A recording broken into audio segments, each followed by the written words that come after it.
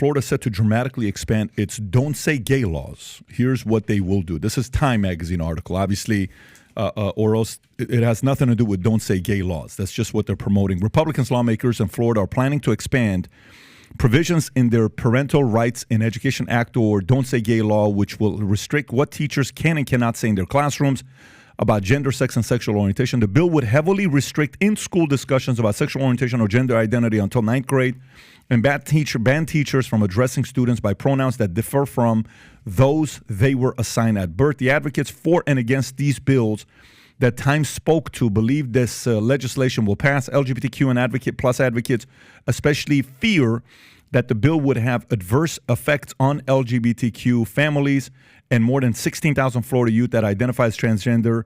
Research by the Williams Institute at the UCLA School of Law found that more than half of the LGBTQ parents surveyed consider moving out of Florida because of the Don't Say Gay law. Jed, would you be heartbroken if these parents left Florida? Leave. See you later. Bye. Don't let the door hit you on the way out. No, this is why it's important to choose where you live. Right now, this is why it's state to state. You see massive differences, by the way, in terms of what governors are and aren't willing to tackle. I mean, look at what we just saw there.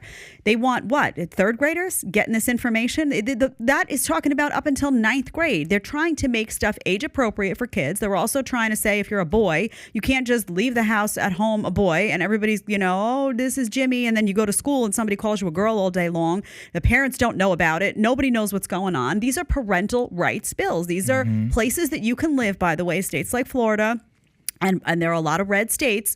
Some red states, by the way, are slacking behind on this stuff, but there are a lot of red states you can go to and you just know, listen, if something's going on with my kid as a parent, the school is going to inform me. My kid's not going to have a whole separate life at school than they have at home, and there's not going to be this big black hole of nonsense going on at school that's completely inappropriate for my 8th grader, let's say. Totally normal. Anybody with their head on straight would not have a problem with this stuff. Frank.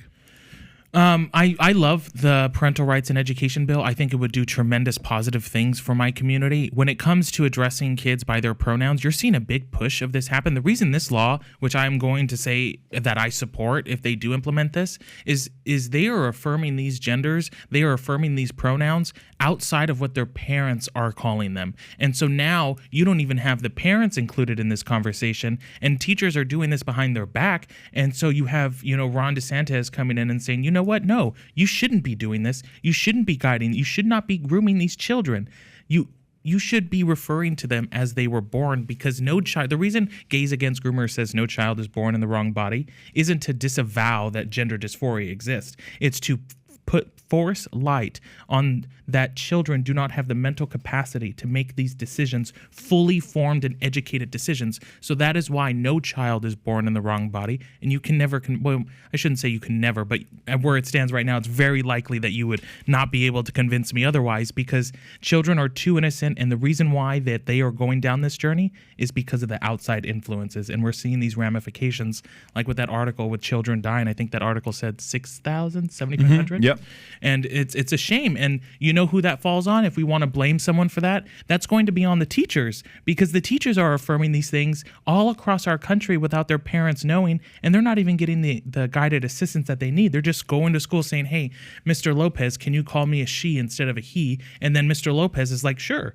Mm-hmm. And it's like, that is so toxic and dangerous. And confusing. Yes. You've got the kids living two separate lives. I mean, talk about confusion in a child's mind. One whole life at home as, Jimmy, goes to school all day, gets acknowledged as whatever. Now they're thinking of their parents as the enemy. They're confused. They don't know who to trust. I mean, that is a mess. So if you like this clip and you want to watch another one, click right here. And if you want to watch the entire podcast, click right here.